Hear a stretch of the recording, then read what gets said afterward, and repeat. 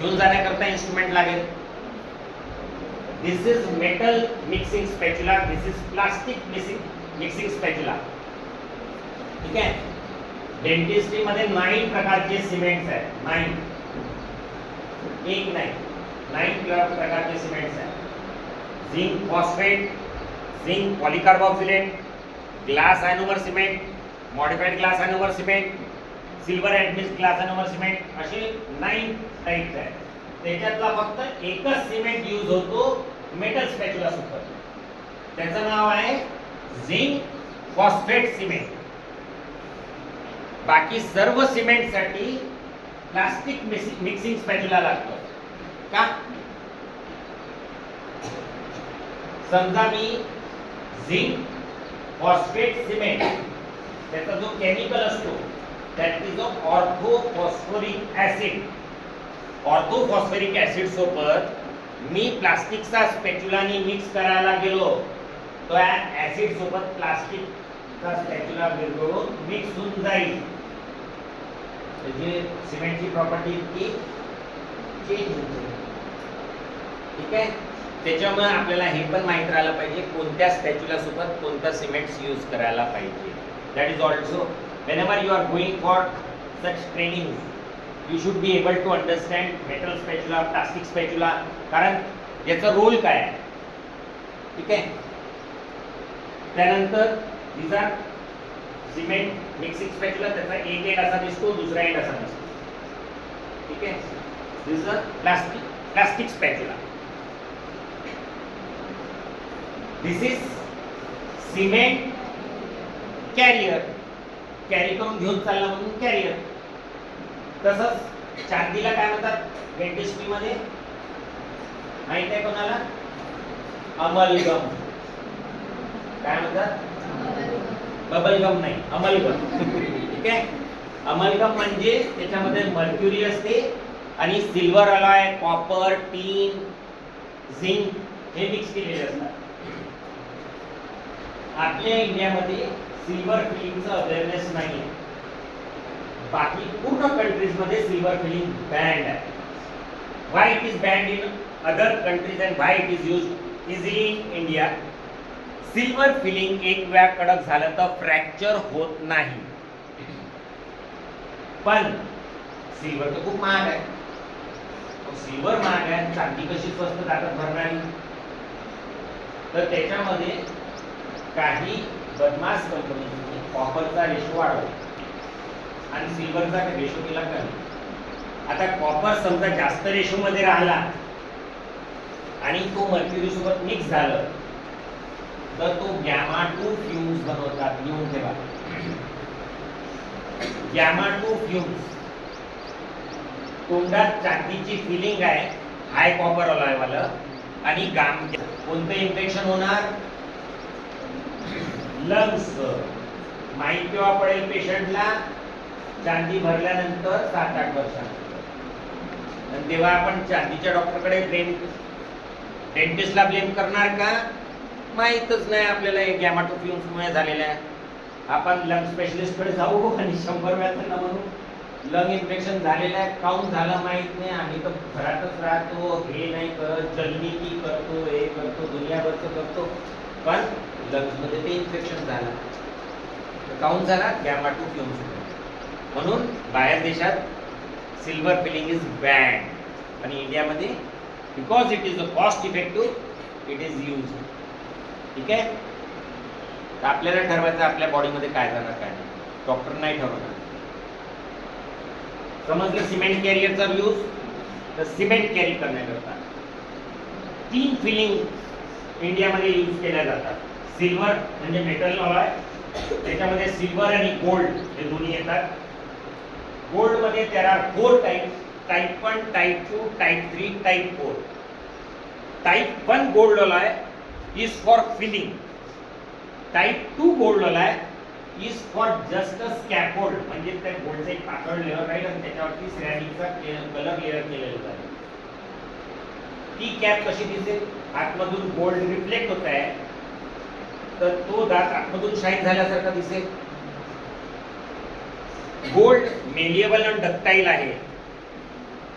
माहिती आहे ना गोल्डची property, it is malleable and ductile, it is a noble alloy. तर बॉडीमध्ये रिॲक्ट करू शकते का कधीच?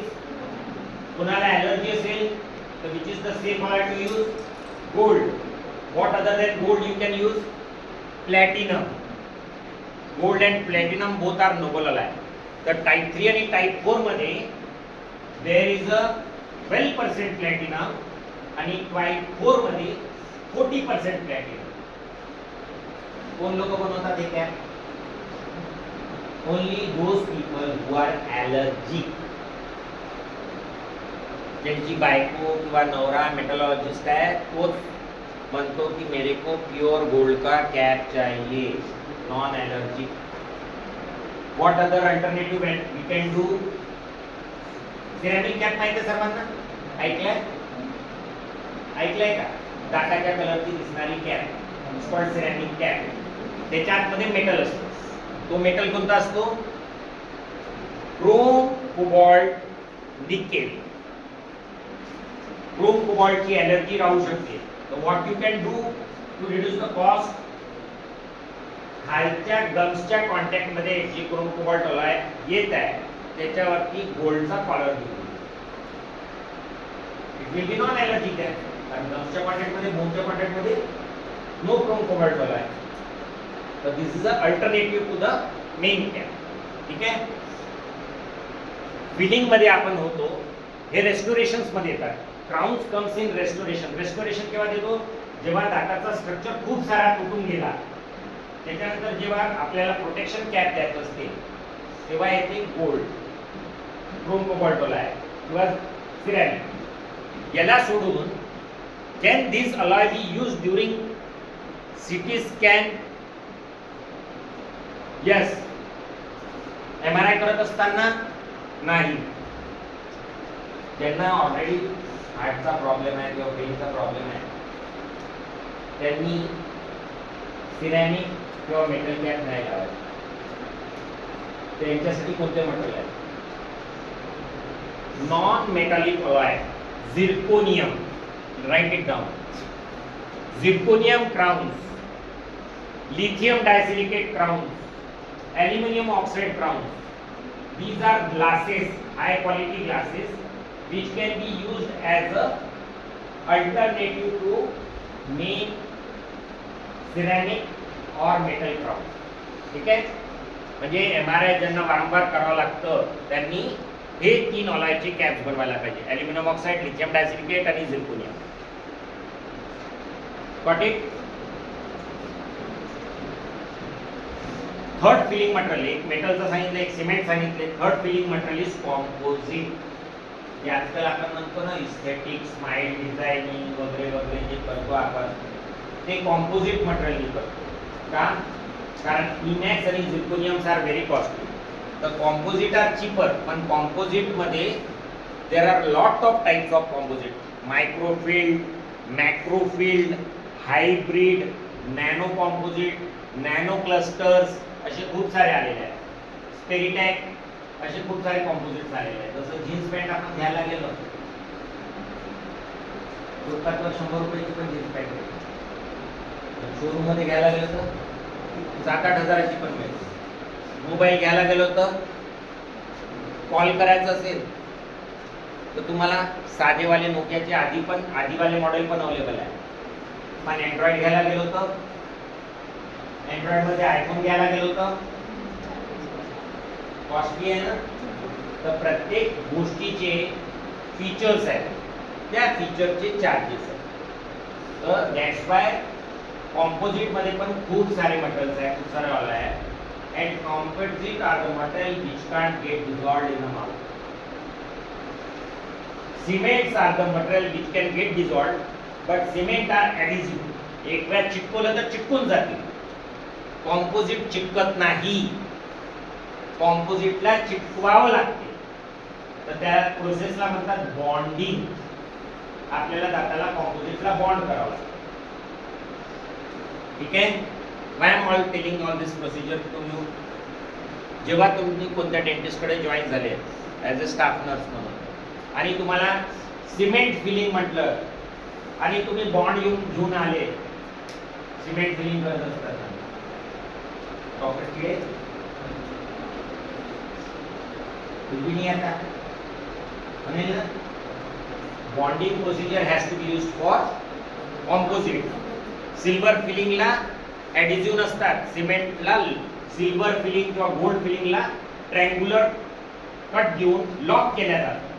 ते ॲडिझिव्ह नसतात, त्याला लॉकिंग केल्या जातं. सिमेंट चिटकत असते, कॉम्पोजिटला बॉन्ड केल्या जाते. ठीक आहे. तिन्ही मटेरियलचे वेगळे वेगळे रोल आहेत. कोणाला नाही समजलं असेल सिमेंटिंग म्हणजे काय, बॉन्डिंग म्हणजे काय, लॉकिंग म्हणजे काय, तर डिटेल मध्ये सांगू शकतो. समजलंय सर्वांना? समोर जाऊ. Okay. These are the instruments for condensation.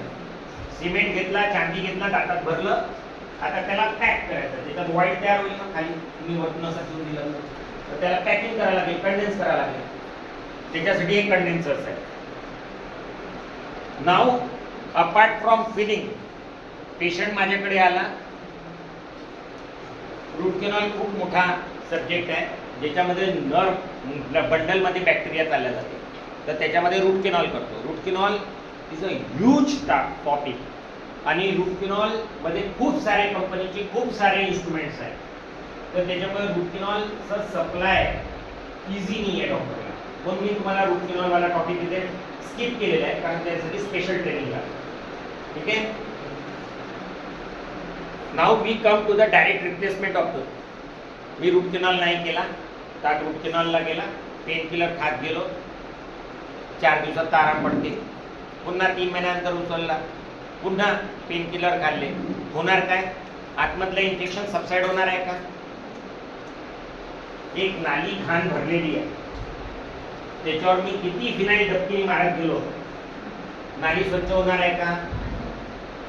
आणि तुम्ही पूर्ण नाली साफ करून टाकली आणि त्याच्यानंतर 1 बकेट पाणीमध्ये 1 झाकण फिनाईल टाकला तरी पूर्ण साफ होऊन जाईल. समजलं?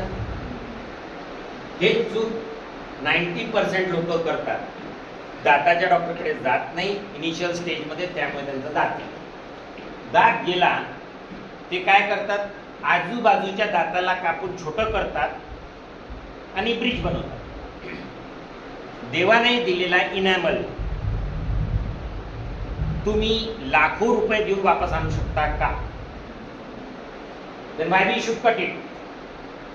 कापायलाच का पाहिजे? समजा तो पैशामध्ये वापस येऊच शकत नाही. Why we are cutting that enamel? Only to save the cost.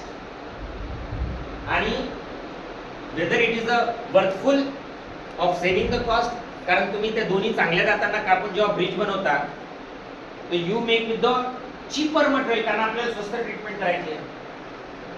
एक दात पडला, आजूबाजूचे 2 दात कापले, त्याचे इनॅमल एकदम हाय क्वालिटीचे होते, ते कापून तुम्ही छोटे केले आणि त्याच्यावर ब्रिज बनवला. And what you are getting back is a cheaper quality material in the mouth, ज्याची इनॅमल रिफ्रॅक्टिव्ह इंडेक्स खराब करून टाकलेलं आहे, मॉड्युलस ऑफ इलास्टिसिटी खराब करून टाकलेलं आहे. तर is this the vital way of doing the treatment? Why we do in India such treatment? Simple answer. बाहेर देशामध्ये इन्शुरन्स आहे. ते लोक म्हणतात बाहेर देशातले आमचे नागरिक कमी आहे, आम्हाला त्यांचं खूप इम्पॉर्टन्स आहे. Say everyone are insured. Do the dentist ask them हे ट्रीटमेंट करू? No, they will never be ask की हे ट्रीटमेंट करायचं आहे. गव्हर्नमेंट कडून स्ट्रिक्ट इन्स्ट्रक्शन आहे की नॉर्मल प्रोटोकॉल फॉलो करायचे आहे. If they go wrong, the dentist will be seen in the court. So they are having a given full rights to do normal treatment. पण इंडियामध्ये आहे का आपल्याजवळ इन्शुरन्स होणार? डेंटल इन्शुरन्स होते का? नाही. त्याच्यामुळे आपल्याला whatever we have to pay is from our pocket. दात जाऊच का द्यायचं जेव्हा फिलिंग करून सॉल्व्ह होते तो? काय इम्प्लांट पर्यंत पोहोचायचं? आता तुम्हाला हे इम्प्लांट्स मध्ये हा जिथे दात असतो त्याच गड्ड्यामध्ये इम्प्लांट जात असतो. ठीक आहे. समजा 2 पायवाला दात असेल तर तरी इम्प्लांट सेंटरमध्येच राहिला किंवा वन ऑफ द पायमध्ये राहील. ठीक आहे. दातामध्ये शॉक ऍब्झॉर्बर असते, इम्प्लांट मध्ये शॉक ऍब्झॉर्बर असते का? तर इम्प्लांटच्या शॉक ऍब्झॉर्बरशी काही घेणं देणं आहे का? काहीच घेणं देणं नाही आहे. तर तुम्ही इम्प्लांट केलेल्या दातावर किती फोर्स लावा तो तुटणारच नाही आहे, कारण त्याच्या आतमध्ये एम्प्टी स्पेस नाही आहे, जसं नॅचरल टीथ मध्ये ब्लड वेसल नर्व आहे. ठीक आहे. मग इम्प्लांट फेल होऊ शकते का? इम्प्लांट फेल होऊ शकते का? येस. काऊन फेल होऊ शकते? मी आता आधी सांगितलं होतं की आपल्याला दातांमध्ये कॅव्हिटी का होतं, त्याच्यामध्ये गॅप तयार झाल्यामुळे, जबड्यामध्ये इम्बॅलन्स. मी तुम्हाला सीआर आणि सीपी लिहायला सांगितलं होतं ना.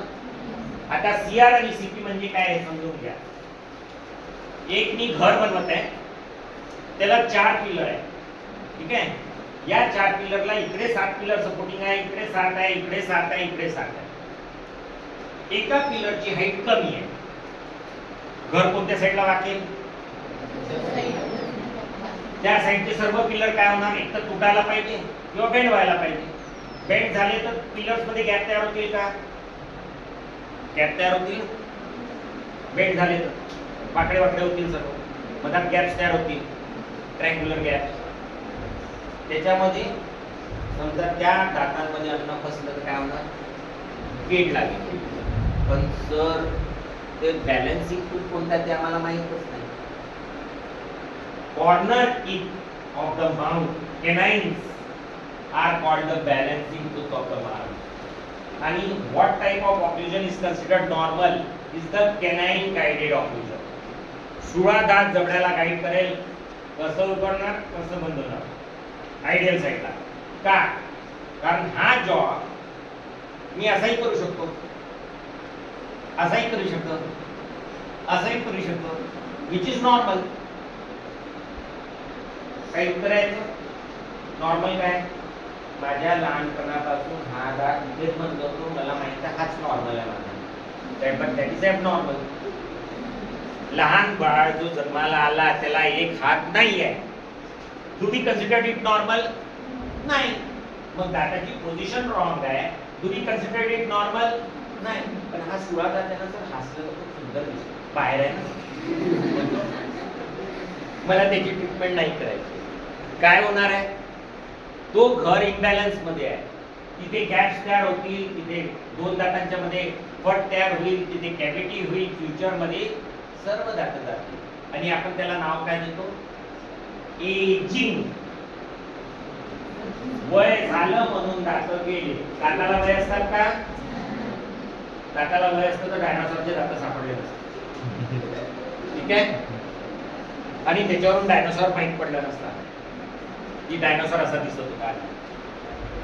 तर tooth is not having any life. The life is of supporting structure. What is supporting structure? Periodontal ligament, bone and gums. ठीक आहे. दात हालायला लागले.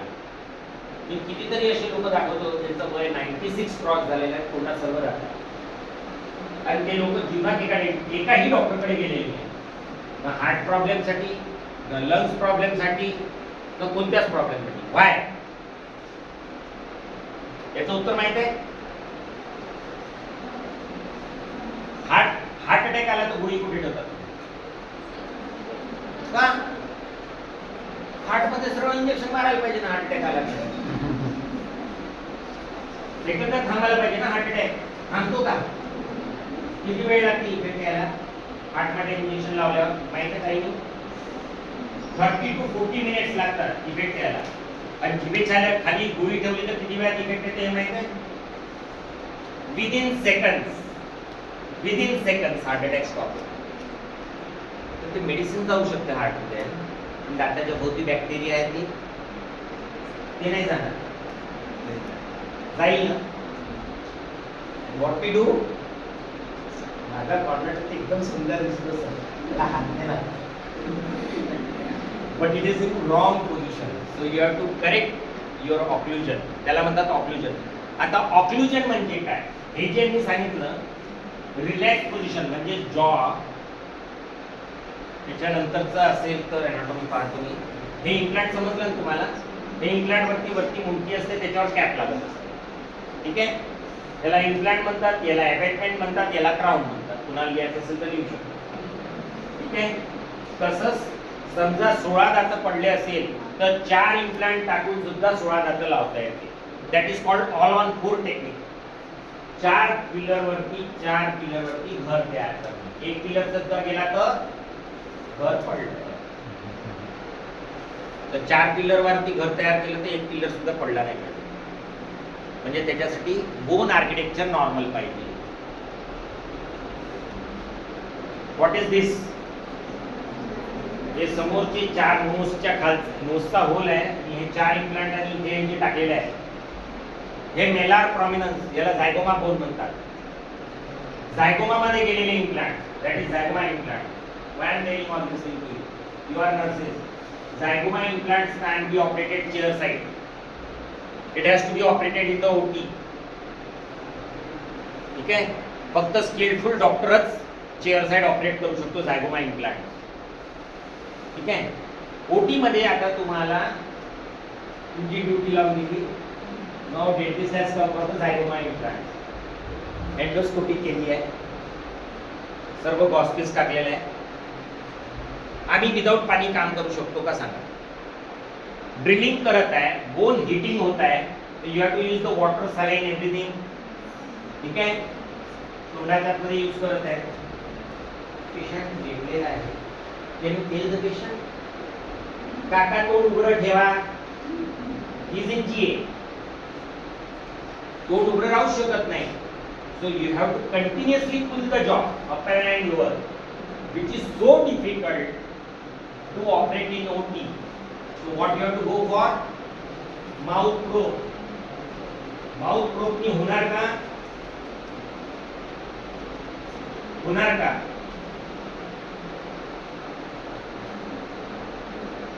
माहिती आहे का माउथ प्रोब नि काय होते? कुणाला माहिती आहे माउथ प्रोब नि काय होते? जॉ ओपन राहतो. ठीक आहे, आता हा जॉइंट, काही दात पडलेले आहेत, या जॉइंटला पण काटलेले आहे. तुम्ही बघितलंय काही लोकांचं तोंड कमी उघडतं, तंबाखू सुपारी नाही खात तरी कमी उघडतं. That is called closed lock. काही लोक आज दिलं तर तोंड उघडाच राहून जातं, लॉक होऊन जाते. That is called open lock. कशामुळे ते जॉइंटचा कार्टिलेज क्लिअर झाला. Why cartilage get clear? टूथची पोझिशन रॉंग आहे.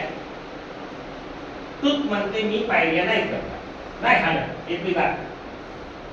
तर हालायला काय पाहिजे मग? एक जो दात उंच आहे तो तुटायला पाहिजे.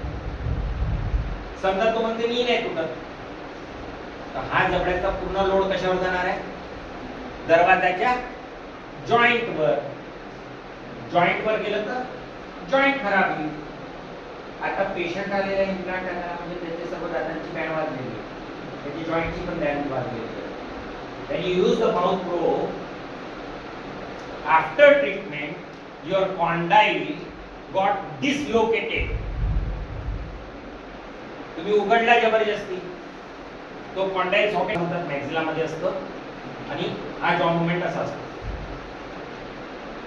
हा कॉन्डाईलचा खालचा एंड जो असतो ते लॅटरल टेरिगॉइड मसलला अटॅच्ड असतं, टेरिगॉइड प्लेट्सला. मीडियल आणि लॅटरल टेरिगॉइड प्लेट. डोक्यात आलं का तुमच्या? काही आलाय का पिक्चर?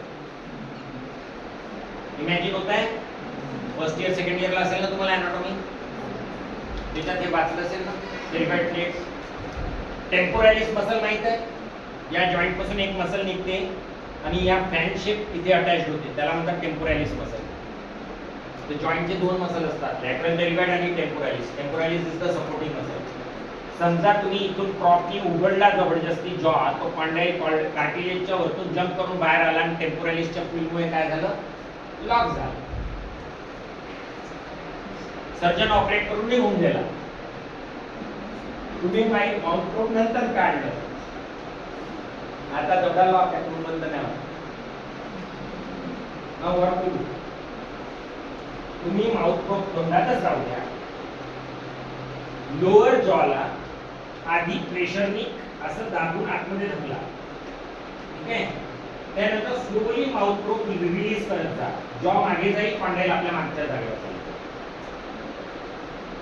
ठीक आहे, तुमच्या अंगावर येणार का? ओटी टेक्निशियनच्या अंगावर येणार नाही, कारण त्याला माहित होतं की जॉ मधून माउथ प्रोब कार्य असताना कशा प्रकारे काढायचं आहे. अप्लाय करणं, काढणं दोन्ही यायला पाहिजे. How to use and how to remove it.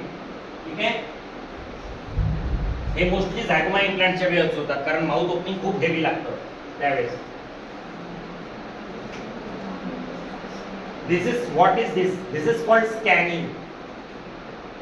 आधीच्या जमान्यामध्ये आपण कॅप बनवायचं असेल तसा छापा घेत होतो, एक मटेरियल उलटी व्हायचं. आता ते प्रोसिजर झाली बंद. Now there is a direct process called scanning. सरळ जॉ स्कॅन होतो, त्याचा 3D मॉडेल प्रिंट होतो आणि त्याच्यावरून तुम्ही दाखल करू शकता किंवा काही पण डायग्नोसिस करू शकता. ठीक आहे, 3D प्रिंटिंग मॉडेल अँड जॉ स्कॅनिंग. व्हॉट इज दिस? जे इम्प्लांट आपण बोन मध्ये टाकतो, त्या बोन मध्ये इम्प्लांट टाकत असताना हे ड्रिल्स लागतात. समजा दात काढला आहे, आता गड्डा रेडी आहे, तर पहिले 2 ड्रिल यूज करावा लागणार आहे का? नाही, गड्डा तर रेडी आहे, फक्त त्याला खालचा पोर्शनला शेप करण्याकरता थोडेसे ड्रिल्स वापरावे लागेल.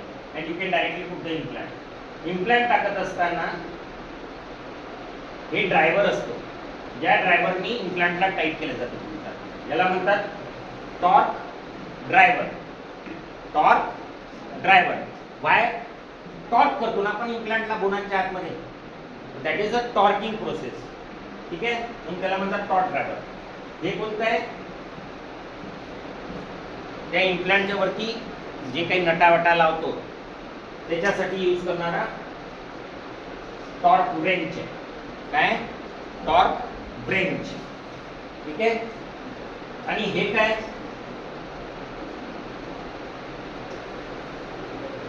हे जे ड्रिल आहे त्याचं एक्सटेन्शन आहे. एखाद्याचा दात हालत आहे, बाहेर आला इतका. ठीक आहे, आता बाजूच्या दातांच्या मधात तुम्ही इम्प्लांट टाकता, तुम्ही हँडपीसला ड्रिल लावला, हँडपीसच्या रस्त्यामध्ये दात येत आहे, समथिंग टू बी एक्सटेंडेड. त्या ड्रिलच्या वरती त्याचं एक्सटेन्शन वाढवण्याकरता तर हे याच्या आतमध्ये लागेल आणि याच्यावरती हे ड्रिल लागेल. You will get the space. त्याला काय म्हणतात? Drill extension. अशी भरपूर गोष्टी आहेत त्याच्यामध्ये. जस्ट बेसिक तुम्हाला आयडियासाठी की इम्प्लांट टाकण्याकरता you have to use some drills. आता याच्यात बेसिक चुका नर्सेस करून काय होतात? मी एक इम्प्लांट टाकत आहे, एक ड्रिल उचलला, एक नर्स जी असिस्ट करत आहे तिने मला दिलं, तिने ड्रिल केला, तो ड्रिलचं काम झालं, तिने टेबलवरती ठेवून दिलं. दुसरी नर्सचं काम होतं ते ड्रिल पुसणं, तिने पुसलं, इमिडिएटली क्लीन केलं, त्याच्यामध्ये ठेवून दिलं. ठीक आहे, सेकंड ड्रिल यूज केलं, क्लीन केलं, ठेवून दिलं. आता आहे 4 इम्प्लांट. एक ड्रिल यूज केला, 1 2 3 4. मी दुसरा ड्रिल चालू करून दिला, तिने ते टेबलवर ठेवून दिलं. एक सप्लाय करण्याच्या मागे लागले, दुसरीने क्लीन करून ठेवलं नाही. तिसरा ड्रिल यूज केला, चौथा ड्रिल यूज केला. आता यूज केल्यानंतर शेवटी सर्व क्लीन करून घेऊ ना. सर्व क्लीन केलं आणि तिने ड्रिलचे लोकेशन चेंज केलं. काय होणार? फर्स्ट ड्रिल ज्याचा टॉर्क वेगळा होता, तो मोठा ड्रिल त्या टॉर्कवर यूज करतात. त्या ड्रिलची बँड वाजेल, तो ड्रिल आतमध्ये पर्यंत जाणार का? नाही. तुम्ही इम्प्लांटचा साईज सर्वला होता 4.5 आणि तो ड्रिल होता 5 चा. मध्ये बकेट टाकायचा करून इम्प्लांट मुक्त होणार आहे का? आता इम्प्लांट आपण पैसे देऊन मागवलं तर वेळेवरती दुसरा इम्प्लांट कसा येणार मोठा साईजचा? What we call it assistant failure. जे असिस्टंट करत होते त्यांचा फेल्युअर आहे. ठीक आहे, that's why this all thing has been explain to you की तुम्हाला हे गोष्टी यूज केल्यानंतर if you are keeping it on the table and rearranging it watch the each and every instrument. याच्या खालीच त्याचा नंबर दिलेला आहे किंवा कलर कोड दिलेला आहे, त्याची बुक असते, त्या बुक मध्ये जाऊन पाहायचं. Pink colour is for 3.5 diameter, yellow colour is for 4.3 diameter, blue colour is for 5 diameter and green colour is for 5.5 diameter. हे या कंपनीचं. दुसऱ्या कंपनीमध्ये कलर कोडिंग असेल तर त्यावरती लिहिलेलं आहे, त्या शँकवरती 3.1 डायमीटर, 2.0 डायमीटर, 4.5 डायमीटर, त्या अकॉर्डिंगली तुम्हाला अरेंज करायला पाहिजे. ठीक आहे.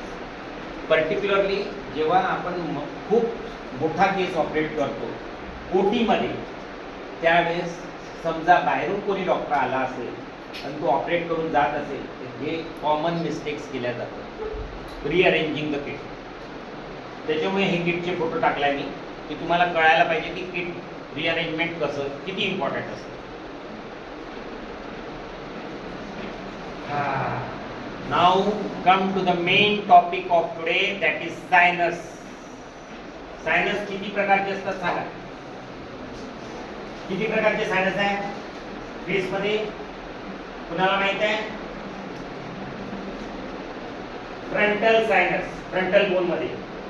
ठीक आहे. त्यानंतर इथमॉइडल सायनस, त्यानंतर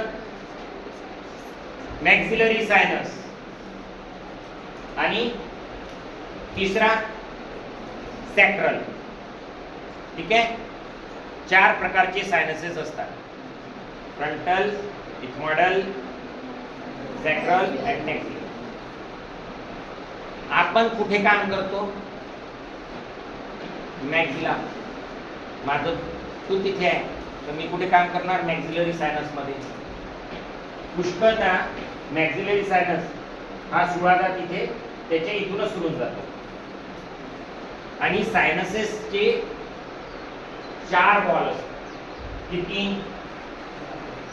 मॅक्सिलरी सायनसला किती वॉल असतात? त्यांना तुम्ही आठवण करा बाबा. काय आठवण येत आहे? How is the shape of the sinus? It is a pyramidal shape. Buccal साइडला पिरामिडचा बेस आहे. Taper is towards the third molar. मागच्या साइडला टॅपर येतो. रूफ डोळ्याच्या खाली येते आणि नाकाचा वॉल, नाकाचा वॉल, डोळ्याच्या खालचा रूफ, दाताच्या खालचा फ्लोर आणि डायमंडचा टिप मागे. इमॅजिन झाला shape.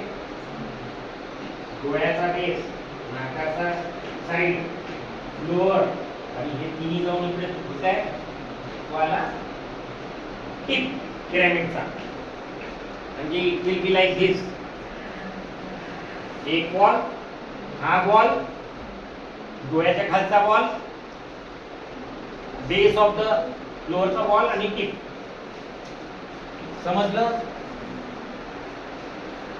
Mostly there are 2 procedures in sinuses. केव्हा केल्या जाते? कोणी डॉक्टर दात काढत आहे, यंग पेशंट, प्युअरली दात तुटलाय, सडलाय, and he doesn't know how to use the elevators. Elevators म्हणजे काय? Elevators are small tip straight instruments which is used to luxate the tooth. Forceps दाताला पकडून ओढण्यासाठी. आता लक्झेट करत असताना young individual, bone density hard आहे, दात तुटला, समजा त्याला लक्झेटर्स यूज करत नसेल तर तो काय करतो? हेवी फोर्स लावतो आणि तो दाताचा पाय चालला जाते मॅक्सिलरी सायनसच्या आतमध्ये बोन फोडून.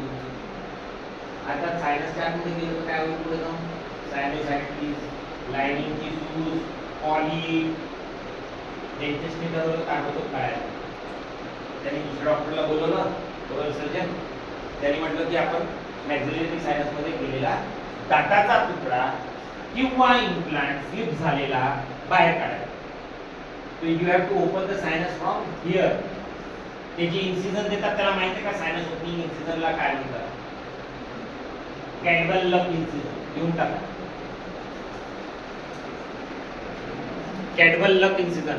It incision starts from the root of the canine to the first molar or second molar. Depending on where you have to operate. ठीक है. Generally maxillary sinus it starts from first premolar to first molar पर्यंत राहते, कधी कधी second molar पर्यंत पण राहते. Rarely first प्रीमोलरच्या अलीकडे येतो. तर आपण सेफ साइड म्हणून केनाइन पासून इन्सिजन देतो, ताकी सायनसचा जो वॉल आहे तो फोडल्यानंतर तो पुन्हा कव्हर झाला पाहिजे पूर्ण. समजलं? आता सायनसच्या आतमध्ये जो साइडनी फोडून जातो त्याला म्हणतात लॅटरल सायनस लिफ्ट, आणि जे दाताच्या खालून जातो that is called central sinus lift. दोन सर्जरीज यूज होतात, central sinus lift, lateral sinus lift. ठीक आहे.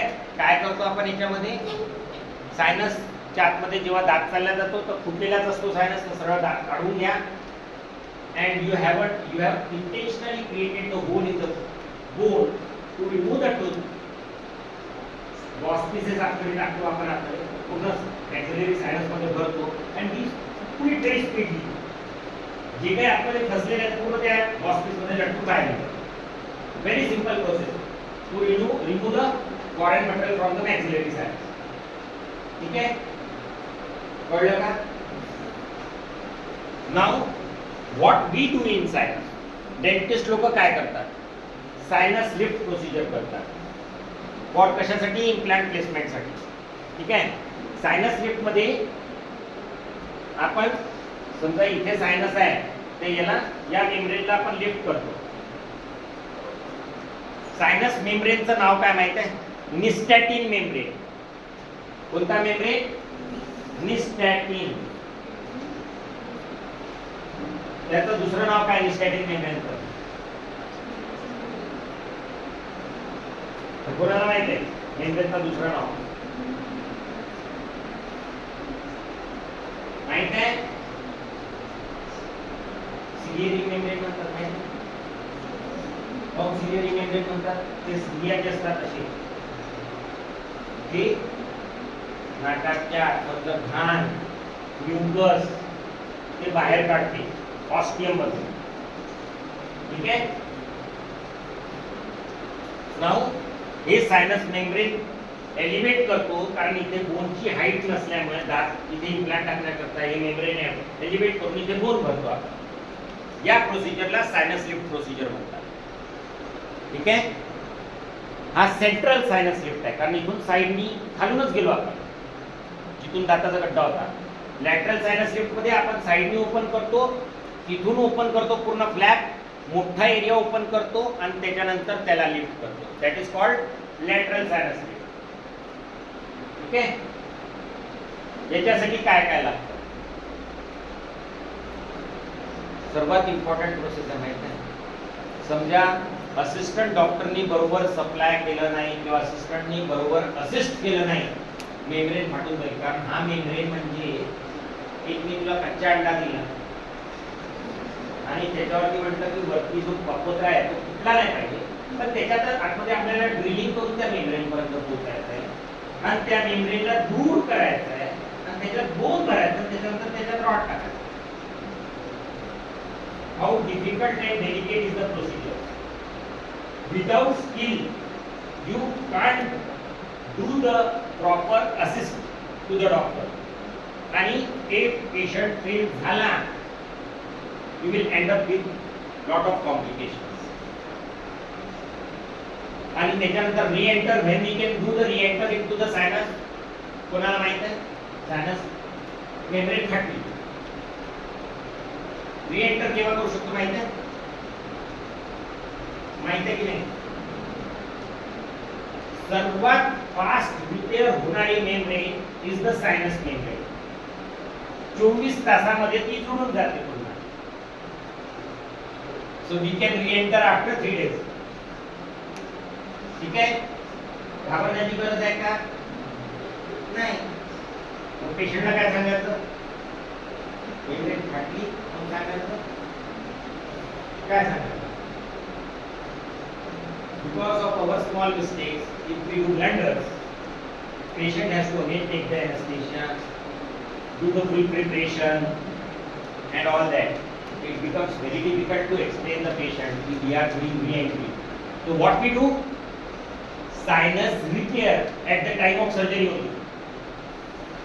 ठीक आहे, त्या मेम्ब्रेन फाटलेला त्याला रिपेअर करून घ्या इमिडिएटली. त्याच्या खाली अजून एक नवीन मेम्ब्रेन टाका. मी मगाशी तुम्हाला बोन ग्राफ्ट सांगितला होता. Now I will be taking about the membranes. What are membranes? Membrane is nothing but the collagen fibre. कुठून डिराइव्ह होते? फिश पासून घेऊ शकतो, पिग पासून घेऊ शकतो. बोवाइन ओरिजिन मी यूज करत नाही. Mostly it will be the ship, pig or sheep, pig or fish. Widely use होता है फिश का? स्किन स्पेशलिस्टला विचारा. बर्न्स मध्ये सर्वात फास्ट रिजनरेट कोणतं होते? फिश प्रोडक्ट्स सर्वात फास्ट रिजनरेट होते. तर we can use the fish collagen membrane to align. फाटलेला आहे, मी एक मेम्ब्रेन खाली टाकून द्या. आता त्याच्यामध्ये त्या मेम्ब्रेन वरती तो मेम्ब्रेन लागलेला आहे. Now you can put the bone graft, bone material तिथे, and you can put the implant immediately in the same city. पण मेम्ब्रेन फाटलेला आहे तर तुम्हाला एंटर कुठून करावं लागेल? सेंटर मधून रिपेअर करू शकता का? नो. तुम्हाला साइडनी ओपन करावं लागेल. म्हणजे जी प्रोसिजर अर्ध्या तासात होणार होती ती कशावर जाईल? 1.5 तासावर. 1.5 तासावर. कारण आपल्याला साइडनी ओपन करायचं आहे, मेम्ब्रेन फाटलेला रिपेअर करायचा आहे, पुन्हा एक नवीन मेम्ब्रेन टाकायचा आहे, आणि मग बोन भरायचा आणि मग इम्प्लांट टाकायचा. ठीक आहे. Why this all things are important? जिथे सिंपल औषधीने काम होणार तिथे कॉम्प्लिकेशन्स तयार झाल्यामुळे पेशंटच्या औषधी वाढतील. We have to do lot of anti inflammatory, anti sinusitic, decongestant medicine. जिथे फक्त अँटीबायोटिक पेन किलरनी काम होणार होतं, because we have entered the sinus, we have infected that area with the salivary bacteria. We have to give nasal decongestants and anti-allergic. ठीक आहे. कशामुळे झालं? Because the nurses were not properly trained. ठीक आहे. Surgical kit, sterilisation and non sterilisation zone. मला सांगा, जे पण हाडाच्या आतमध्ये यूज होणार that has to be sterilized. पण जे हाडाच्या आतमध्ये नाही यूज होणार that has to be sterilized or not? का? पण आपण खूप वेळा हॉस्पिटल्स मध्ये जातो, डॉक्टर म्हणते केवढा साफ नाही केला. आपण त्या हे माझं काम आहे का? कोणाचं काम आहे? सर्जिकल जर्नल तुमचंच काम. व्हाय? बिकॉज जे झाडू पोछा मारायला येणार आहे किंवा ओटा साफ करायला येणार आहे, she is not the nurse, so she doesn't know which material has to be used for the ओटा साफ. विनायक मारून चालू करायचं, तिला काय यूज करायचं आहे, काय यूज करायचं आहे. एअर स्टरलायझेशन साठी आपण ओटी मध्ये काय वापरतो, काय यूज करतो, कोणता गॅस यूज करतो? सांगा.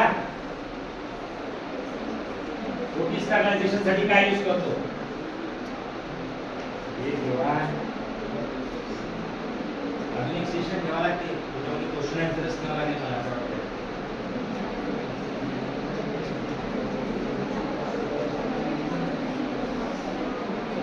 क्लोरोफॉर्म यूज करतो का?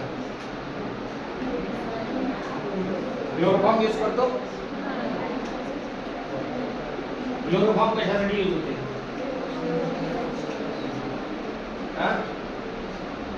क्लोरोफॉर्म कशासाठी यूज होते?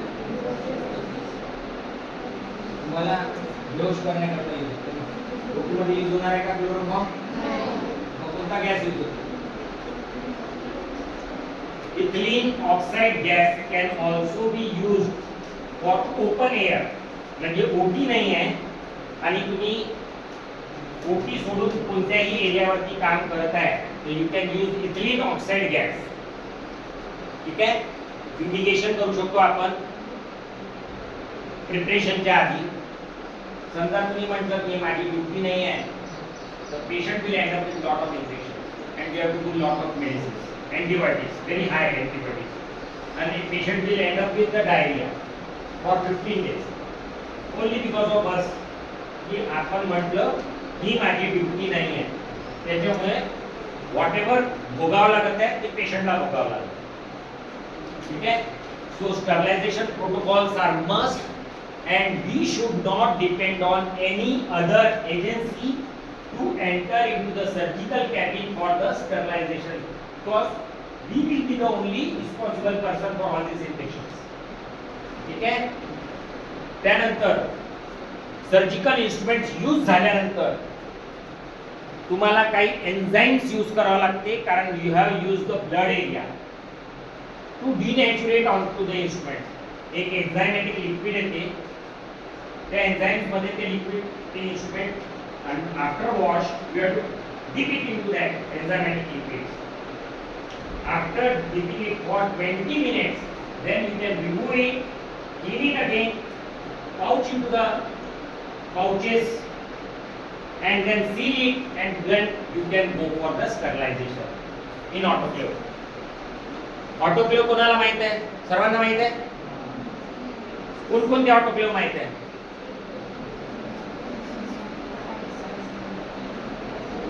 स्टीम, सर्व स्टीमडच असतात. 100 डिग्री वरती जे स्टीम होते त्याच्यात शिकू असते. 100 डिग्रीच्या वरती जे होते त्याच्यात शिकू असते. What are we called that autoclave? System B. System B autoclave मध्ये 100 डिग्री वरती जेव्हा तुम्ही ब्रेक करता, स्पोर्स मरतात का बॅक्टेरियाचे? Spores and viruses does not get eradicated on 100 degree. Okay, we have to make the autoclave temperature to 120 degree for 20 minutes under 20 IPS pressure. Then only the spores will be eradicated. What is the another protocol? माहित आहे? एका पेशंटची surgery झाली, दुसरा patient बाहेर वाट पाहत आहे, अर्ध्या तासानंतर surgery. You know the other protocol? ते फक्त सिस्टीम बी ऑटोक्लेव मध्ये आहे. 134 degree centigrade for 3 minutes under 20 IPS pressure. अर्ध्या तासामध्ये इन्स्ट्रुमेंट गरम होऊन बाहेर निघून जाते. You can do the procedure again after half an hour. समजलं?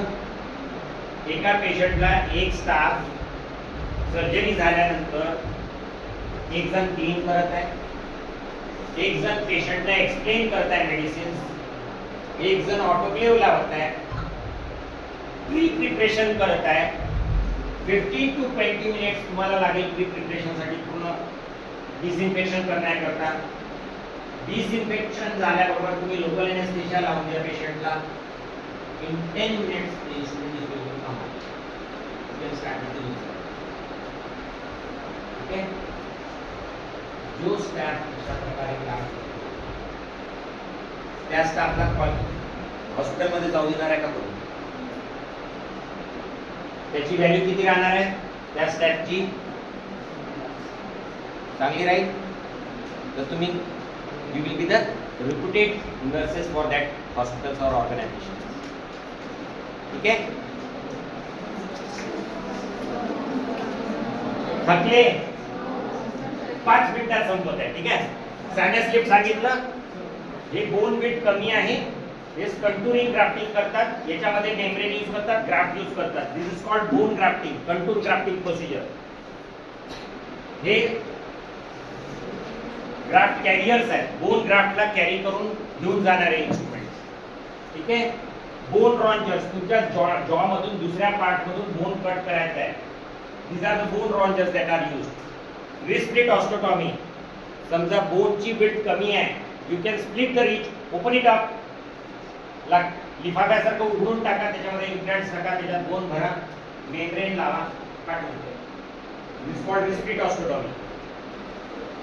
बोन एक्सपान्शन, बोनची विड्थ कमी आहे, बोन चार प्रकारचे असतात, D1, D2, D3, D4. D1 bone कडक बोन पापड सारखा, ज्याला तुम्ही एक्सपांड करायला गेलं तर फाटून जाईल. D2, D3 is the nice bone, D4 is the very soft bone. D2, D3 bone मध्ये you can do bone expansion. तुम्ही एक्सपांडर टाका मध्ये, जे ड्रिल सारखे दिसतात, these are the expanders, bone will automatically expand and you can put the implant immediately. त्यानंतर हे सर्व सांगितलं मी, कॉर्पोरेशन मॅनेजमेंट, ठीक आहे.